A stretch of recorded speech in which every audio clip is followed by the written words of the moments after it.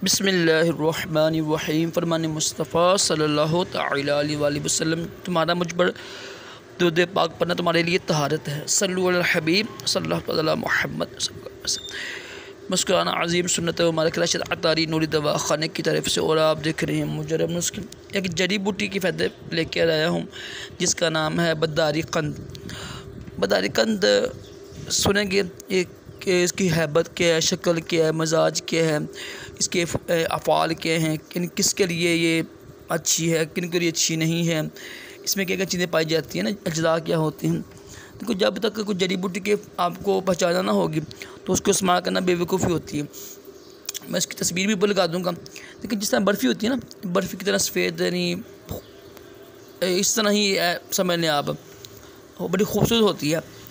ये ना एक बेलदार नबातात की जड़ होती है, ठीक है, यानी जड़ बड़ी होती है। ये इसका रंग सुर्खी माइल होता है।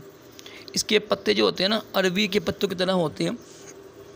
तो जो इसका मजाज है ना, इसकी पैदाइश हिंदुस्तान भी है, अफ़गानिस्तान भी है और बांग्लादेश भी लगा लें आप। और जो इसका मजाज है ना, वो दर्जाए दोम पर ये खुश्क होती है, दर्जा अव्वल पर ये सर्द होती है, यानी खुश्क और सर्द होती है। और इसके जो अफ़ाल होते हैं, काम क्या करती है, ये मुग़ल्लिज़ मनी है, मनी गाढ़ा करने के लिए, मुक़व्वी बा, जो जिसको ताकत कमज़ोरी हो ना, क़ुव्वत बा कमज़ोरी हो, उसके लिए अच्छी चीज़ है। और जो अज़ा होती है ना, ताकत बख्शती है। तो इसका तनहा इसको इस्तेमाल कर सकते हैं, जड़ी बूटी में इस्तेमाल कर सकते हैं, वो मर्ज़ी होती है। ये जरियान के लिए, सूरत इंसाल के लिए बेहतरीन चीज़ होती है। वरम में भी लगाते हैं, पानी में मिक्स करके ना, मैदे के लिए भी अच्छी चीज़ होती है। जिनके मजाज गर्म है वो इस्तेमाल करें, उनके लिए अच्छी नहीं है। तो इसमें प्रोटीन भी पाया जाता है ना, प्रोटीन और विटामिन डी भी होता है, विटामिन सी भी होता है, विटामिन के भी होता है। जो विटामिन के है ना, ये हड्डियों के लिए बेहतरीन चीज़ होती है और ये बहुत कम जड़ी में पाया जाता है विटामिन के। तो विटामिन के जिसमें हो वो हड्डियाँ बनती हैं, और इसलिए ये जड़ी बूटी है ना, ये वज़न बढ़ाने के लिए बेहतरीन चीज़ है। जिनका वज़न कम हो ना, बच्चों का, बड़ों को, वो इस्तेमाल कर सकते हैं। किस तरह इस्तेमाल करनी है, 50 ग्राम ये ले लें आप, इसमें मिश्री डाल लें आप 150 ग्राम। तो इसको सुबह शाम इस्तेमाल करें दूध के साथ ना, आधा चम्मच। जो जिनकी बॉडी बिल्डिंग के लिए काम जिम जाते हैं उनके लिए बेहतरीन चीज़ है।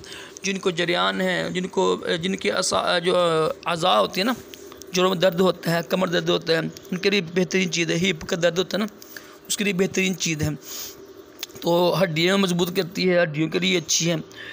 तो विटामिन डी है, विटामिन सी है, विटामिन के है, प्रोटीन है, और भी काफ़ी चीज़ें इसमें पाई जाती हैं। तो ये मैदे के लिए भी अच्छी चीज़ है। और अल्लाह भला करे आपका, जरियान के लिए भी, सूरत इंसाल के लिए भी, मनी गाढ़ा करने के लिए भी बेहतरीन चीज़ है। तो ये जड़ी बूटी की पहचान थी। देखिए, कोई भी जड़ी बूटी होती है ना, उसकी पहचान होना, उसका मजाज की पहचान होना, ये बहुत ज़रूरी होता है। कुरान पाक में अल्लाह फरमाता है कि शहद में शिफा है। कुरान पर साबित है शहद में शिफा है। लेकिन जिसका पेट ख़राब हो, जिसको मोशन लगे हों, उसके तो नुकसान दिया ना, ठीक है। दूध है, दूध मिल्क पीना ये भी सुन्नत मुबारक है, लेकिन ज़्यादा पीना नुकसानदेह है। जिनका मैदा भारी हो, ख़राब हो, उसकी नुकसानदेह है, ठीक है ना। कलंजी है, गर्म खुश्क होती है। यानी हर चीज़ का जो मजाज है ना, उसको देखकर, अपना इंसान का मजाज क्या है उसको देखकर जड़ी बूटी इस्तेमाल करनी चाहिए। वरना चाहे वो शहद हो, चाहे वो कलंजी हो, दूध हो, कोई भी चीज़ है ना जो हदीस पाक से साबित है, जिसके नहीं, वो भी नुकसानदेह होगी। इसलिए खुदारा रहम किया करें, नुस्खे उठा के ना इस्तेमाल किया करें। किसी अच्छे हकीम से ना, डॉक्टर से अपना इलाज कराया करें, ये ज़्यादा बेहतर होता है। चंद हज़ार बचाने के लिए आप अपनी सेहत भी बर्बाद करते हैं, वक्त भी बर्बाद करते हैं, और जवानी भी बर्बाद करते हैं। कुछ हासिल भी नहीं होते हैं। अक्ल इस्तेमाल किया करें, ऐसा ना किया करें। किसी मुस्नद हकीम से इलाज कराया करें या डॉक्टर से इलाज कराया करें, ये अच्छा होता है। उम्मीद है कि वीडियो अच्छी लगी होगी आपको। इंशाल्लाह मज़ीद जड़ी बूटी के फ़ायदे लेकर मैं आता रहूँगा। अल्लाह पाक हम सबको तमाम जिस्मानी रूहानी बीमारियों से महफूज़, दोनों जहानों की भलाइयाँ अता करे। सल्लु अलल हबीब सल्लल्लाहु अलैहि मोहम्मद सल्लल्लाहु अलैहि वसल्लम।